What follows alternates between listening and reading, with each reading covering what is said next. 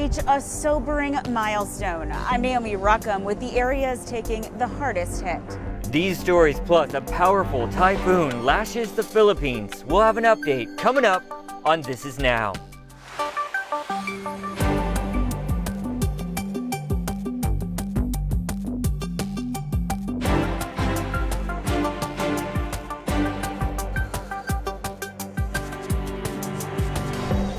Good afternoon. Thanks for watching This Is Now. We're coming to you from the H&N Digital Center. Mahey is in for Ashley today. We want to get right to the very latest campaign 2020 news. Exciting stuff today. That's right. Election day is tomorrow, and the candidates are doing what they can today to make their final pitch to the voters. Natalie Brand has more details from the White House.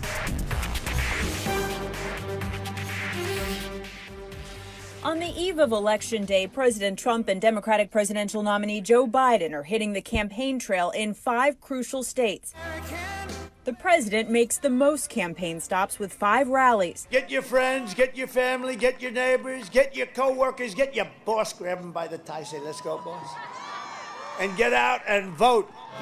Biden has 3 rallies kicking off the day with a last-minute stop in Cleveland, Ohio. Tomorrow we have an opportunity to put an end to a presidency that's divided this nation. The fight for Pennsylvania is dominating both campaigns' final hours ahead of Tuesday's election, with all 4 candidates fanning out across the Commonwealth. Pennsylvania will determine who will be the next president of the United States. The road to victory goes right through the Keystone State. We can only get this done in Pennsylvania. We win Pennsylvania, we win the whole deal. You know that, huh?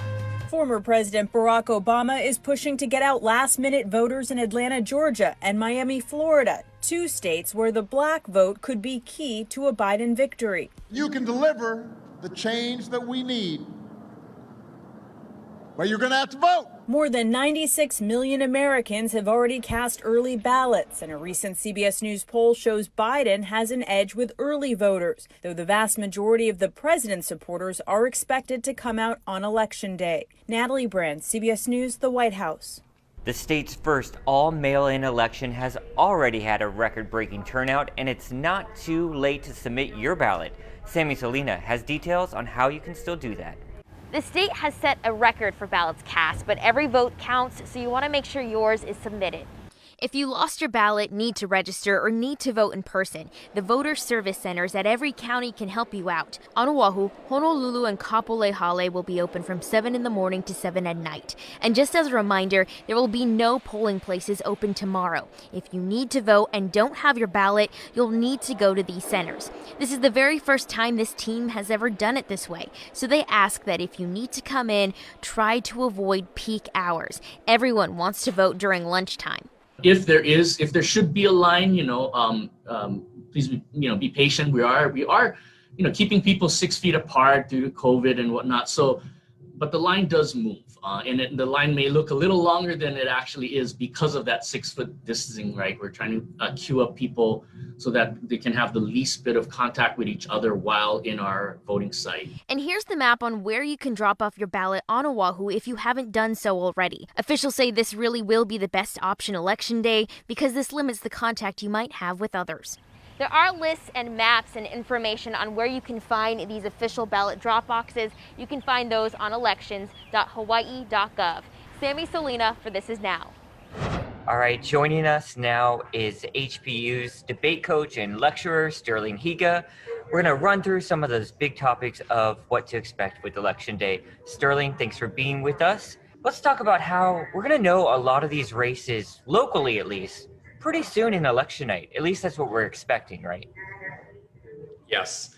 The Hawaii Office of Elections did an excellent job on primary night, and hopefully Scott Nago and his team can continue their good work. However, the national races are a bit more uncertain, and we may not have a clear result when we go to sleep on election night. One thing we know for sure, there's going to be a big shakeup with the city council, right? Yes, definitely. There are a few open seats, and of course, the new mayor will be coming in as well. Let's talk about the mayor's race real quick, because that's a big job to jump into with a lot of issues they're going to have to face right off the bat. Yes, it's a huge job. You have the mayor who has to deal with the pandemic, obviously, and then has to figure out how to restart Hawaii's economy in a safe way. It's a massive job, and that's going to be a tough one for whoever gets in there. Let's talk about the other mayor's race. We're getting a lot of attention here in the city, but some of the neighbor islands have a big mayor race too, right? Yeah, on the Big Island, you have Mitch Roth up against Ikaika Marzo. And Mitch Roth is a prosecutor. He's got a lot of name recognition and a long career in public service. But Ikaika Marzo is an outsider who's been doing some community activist work. And it seems like, if the Honolulu mayor's race is any indication, that the voters are leaning toward these outsider candidates more and more. And let's talk about the race for prosecutor here on Oahu. That one is pretty interesting. We got some candidates we haven't seen before. Yes, Megan Cow represents a traditional law and order campaign, while Steve Alm is more moderate. And as a pioneer of the Hope Probation Reform program, Alm has shown willingness to engage in criminal justice reform. So it seems like this is a choice between a more moderate candidate and a more traditional law and order candidate. Let's go back to talking about election night. We're so used to it being this big, almost Coliseum event of it's like a sporting spectator sport every night. We get those election results, and we typically, hasn't been the case in many presidential elections in the 2000s, but typically, traditionally, we find out the winner. And you were hinting at earlier, a lot of people saying that's not going to be the case this year. Yes, it seems like with the number of mail-in ballots this year, with some of the legal challenges that could arise on election night, that we might be waiting a few days, even a few weeks for official election results. In 2000, when Gore and Bush were competing for the presidency, it took 3 weeks to settle the controversy in Florida before we had an official result of that election. We could be looking for something similar to that this time. The Department of Health is reporting 78 new COVID cases today, but no new deaths. Meanwhile, we'll talk to Lieutenant Governor Josh Green about the latest efforts. Doctor, before we get to travel and tourism, we did just have the holiday, Halloween, perhaps some parties. What did you gather from the weekend, and do you expect a spike? I don't expect a significant spike. I think that July 4th and the way we approached that was very different. There were large gatherings, though many were outdoors, very few people wearing masks, and we had big parties. So I think it will be less significant. There were still some small Halloween parties, but most people were in their bubbles. Most people deferred to like virtual Halloween costume events like we held through our office and that kind of thing. So people were pretty smart, and I so appreciate it. Hopefully no spike. Yeah. So back to travel now, and our numbers have been steady, and a lot of people are surprised by that. But at the same time, we look across the country, and we're seeing record numbers, and 90,000 plus cases a day. And public health experts say that this is expected to continue, perhaps even get worse. So I guess there are a lot of people that are still concerned about trans-Pacific travel and people coming in from the mainland. What would you say to that? I would say I'm also always concerned, but our safe travel program is working. By getting a test beforehand, within 72 hours of their departure, we are culling the number of cases very significantly. Think of it this way. We've been testing people before, so you take out all of the higher risk individuals. Anyone who was positive can't travel. And then we've still also tested on the back end to see if our program is working. And so what happens is when you look at the coupling of these two things, we're being super safe, more safe than any other state in the country, by getting rid of the cases that could travel. And then the few that sneak through, it's been, the number for the surveillance testing has been 7 positives out of over 11,000. That's 1 out of every 1,571. That's a rate much lower than our base rate here in the state, which is about 1 out of 700 or so individuals. So we're doing a very good job. It can't be perfect. Much more important is mask wearing. If we do better than the mainland and other places with mask wearing, we'll do better on COVID spread. Now, what are we expecting as we look at getting tourism back from some of the other countries, most notably, of course, Japan? Do you think we're going to see a big influx? I mean, they still have restrictions on their end when they go back, right? Yeah, having Japan come is going to kick ass because right now the rate of COVID in Japan is 1/13 of what it is in California, 1/13. And then on top of it, they're all going to get tests. And on top of that, their airlines are only going to have people come onto the planes if they're negative. So all of those things combined, plus, if I may, Japan has travelers that are much more cooperative than some of our other destinations from the mainland, so they wear masks religiously. This is a very good development for us. Now, the reason we may not get a lot of Japanese travelers is because when they go back, they're going to have to take a test and quarantine for 2 weeks. And I don't know how many people yet can take a vacation in Hawaii and then also go back and quarantine for that period of time. But that was a very well-structured idea that the governor had, and we're going to apply a similar structure to Canada and New Zealand and Australia. And look, if we ever get a big surge or we have a concern, like a couple of the mayors have extra concerns, we're ready and nimble to increase testing or whatever's necessary. But we're safer than anyone else as far as travel goes in the world, in my opinion. About 1/4 of the HPD citations handed out for COVID violations have gone to homeless people. That's according to an analysis by Honolulu Civil Beat. One man has been cited nearly 100 times. Civil Beat also found that police have cracked down on prior homeless crimes like sit-lie bans and blocking sidewalks. Those violations were up 47% in the last 9 months when compared to last year. Let's play out some of the press conference where the chief was asked about the issue last week. Chief, we got some data from the court system that shows HPD has majorly ramped up its ticketing on homeless people for non-pandemic related citations, so like sit-lie and sidewalk enforcement. So when you compare the first 9 months of last year to the first 9 months of this year, it's actually a 47% increase. And so I was curious, can you explain why there's such an increase in homeless-related citations that don't have to do with COVID? I'm not aware of your stuff, and my understanding is that's not true either. That's not correct information. We have not increased anything with the homeless. Anything more than, if they're in violation of the pandemic, then they're giving citations and or warnings and or arrests like everybody else. They're not treated any different than a visitor or a resident. Okay. We've also heard that HPD leadership is encouraging officers to increase their stats. Can you explain that and why that is? Okay, let me ask you a question. In the media, does your boss ask you to give a story a day? Or 2 stories a day? No, ma'am. Oh, so you don't have to do anything. So as a reporter, you don't have to come up with anything at all. We come up with stories as they're necessary. But that's your job, correct?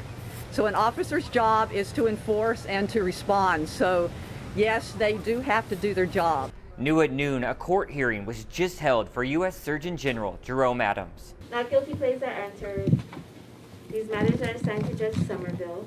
Trial week is December 14th. Adams entered a not guilty plea formally in circuit court just a couple hours ago, paving the way for a potential jury trial. In August, a police officer cited Adams for taking pictures in Kualoa Regional Park, which was closed then under the mayor's emergency orders.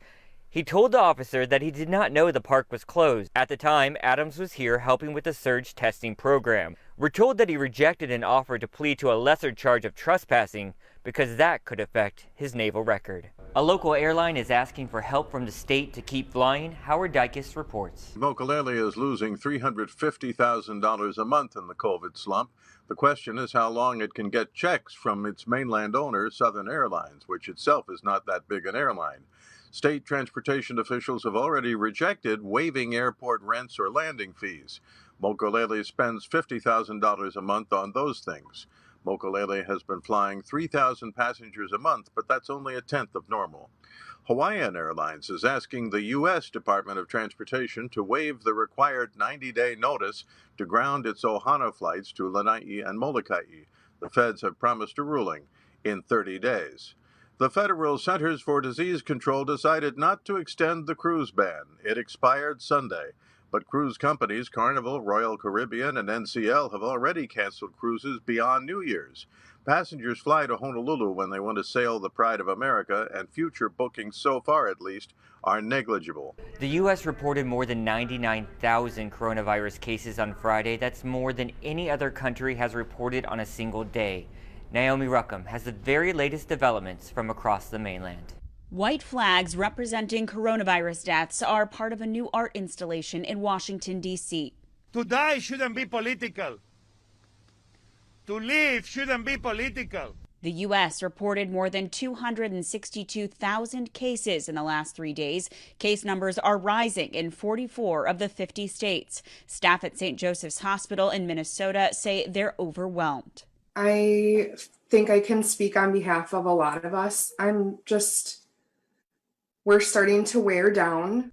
Dr. Manar Al-Shahuri treats COVID patients at 2 Green Bay, Wisconsin hospitals, both of which are near capacity. He's concerned about making progress against the virus, saying public health policy has become political. We are flaunting masking. We're debating basic, effective measure. I know this is a very emotive topic, but just stop. Look at the data. Look around you. As cases surge across the United States, New York is changing its coronavirus travel restrictions. For months, travelers coming into New York from hotspots have been ordered to quarantine for 14 days upon arrival. But starting Wednesday, travelers can cut their quarantine time short if they test negative for COVID 72 hours before arriving here, and then again 3 days after arriving. Naomi Ruckham, CBS News, New York. Typhoon Koni slammed the Philippines over the weekend, killing at least 10 people and impacting more than 2 million. It was the strongest this year, with wind speeds up to 215 kilometers or 133 miles per hour, equivalent of a Category 5 hurricane. It passed over the Philippine island of Luzon, causing heavy rainfall, flooding and landslides before weakening near the capital of Manila. Koni is one of the strongest storms to hit the Philippines since 2013's Haiyan, which killed more than 6,300 people. Now here's Guy Hagi with a look at our local weather.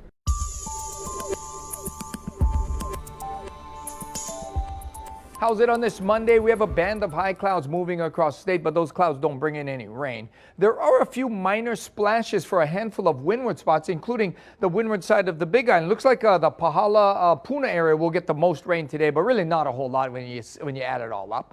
And those trade winds will be picking up speed. They'll be running about 10 to 15 today, especially from Maui to Kauai. And you can see those trade winds are beginning to show up, although Kona winds still continue for Kona, so it's going to be hot and steamy for the Kona area with afternoon clouds and a few afternoon showers. Otherwise, everybody else in for textbook trade wind weather. Very comfortable today. High temperatures running to about 88, 89 degrees. And the surf's on the rise. We're expecting a nice pulse to pick up on the North Shores today, 10 to 14, just below advisory levels. So definitely big enough that if you're unfamiliar with large surf, you should stay away.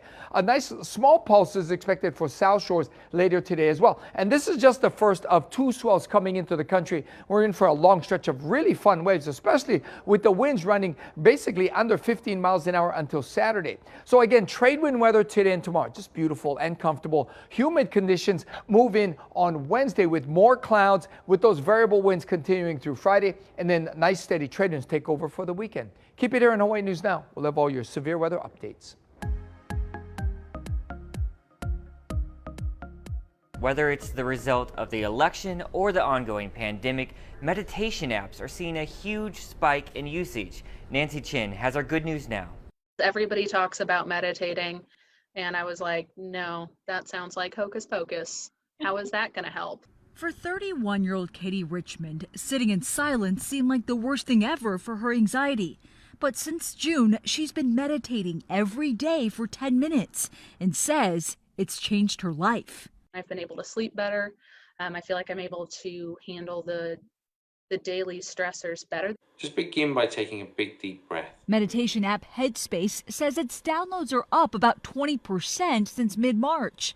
And Calm reports its daily downloads have doubled. Experts say meditation can introduce mindfulness. It's paying attention on purpose in the present moment. Psychiatrist Dr. Seema Desai says it can help counter the negative effects of stress. It can have an effect on our immune system, our blood pressure, heart rate. Meditation can look like many different things, from a seated practice to mindfulness being incorporated into daily activities, even household chores. So if we're washing the dishes, what does the water temperature feel like right now? Can you smell the soap? Can you actually pay attention to these things? And when we're doing that, it's often helping us stay centered, stay focused. That kind of focus brings calm, which Richmond says benefits everyone. Me being my best is going to make sure that I can give my best to everybody else. And experts say don't get discouraged. Meditation is like any exercise. Stick with it and you'll see the benefits. Nancy Chen, CBS News. All right, let's see what the internet is talking about today. And this is something some of you might want for some stocking stuffers if you're looking for some holiday gift ideas. Play-Doh isn't just for kids anymore. The toy brand is set to launch a new line of their famous dough for adults. It's called Play-Doh for grown-ups, and it has a sophisticated packaging, as you can see there. And it comes in some fun scents like overpriced latte or spa day. It also has some original aromas like mom's jeans, which it smells like fresh denim. Okay. I would do that, right? Or dad's sneakers, which doesn't smell bad. It's supposed to smell like new shoes, which I don't even know if new shoes is great. Or Lord of the Lawn, which smells like fresh grass. Or Grill King, obviously smells like barbecue. You can find this on Amazon and Walmart here soon. It's going to sell for $12 a pack of 6, which is a lot more expensive than regular Play-Doh, which is only a few cents. So maybe buy the Play-Doh and add your own scent and have fun. It's a good stress relief. Just squish it up. Right? And there's some space news. Yeah. I love this stuff. A floating spaceport in Japan could bring space travel to the city. A group of designers and architects are working on a 4-story futuristic spaceport city that floats in Tokyo Bay. It's designed to launch tourists on day trips to space where they'll be able to see the curvature of the Earth and experience zero gravity. But it's not the first urban spaceport project. In Houston, the home of NASA's astronaut program, work is underway to transform a former airport into a commercial spaceport. And I know people in the ledge here have been pushing for these sort of spaceports technology for our islands. I know it hasn't come to fruition ever, but hopefully will, because sign me up. I'm there. I would do it if the cost is right. I'm not going to pay tens of thousands of dollars. I'm sure it's going to be a while before average people can afford to do it. So futuristic. Look Very at that. cool looking, right? One more story. All right, while you're watching the polls on Tuesday, why not treat yourself to some freebies on Election Day for some discounts? Several big chain restaurants are offering deals while the ballots roll in. Burger King is offering $3 off orders of $18 or more through Grubhub. McDonald's is giving away apple fritters, blueberry muffins, and cinnamon rolls through its app. P.F. Chang's is doing a $10 off deal for new Grubhub customers. At Wendy's, you can get a free classic chicken sandwich with any purchase. And at Krispy Kreme, you can get a free glazed donut on Election Day along with an I voted sticker. Yum. Sweet. Hey, definitely sweet there. You guys, that's going to do it for This Is Now. Don't forget, we are your election station. Mahia is going to be here all night tomorrow, bringing you those results as they come in. I cannot wait. Exciting day ahead. And we got a lot of coverage to preview that coming up today on HNN at 4, first at 4 actually, and then again 5 and 6. And don't forget, we're podcasting too, so there'll be a lot of election content on our SoundCloud and anywhere you find your podcast. Also want to mention, in regards to the election, Mayor Caldwell holding a press conference today at 2, updating us on how you can still vote. A lot of news to get to. We'll see you later, guys. Stay safe.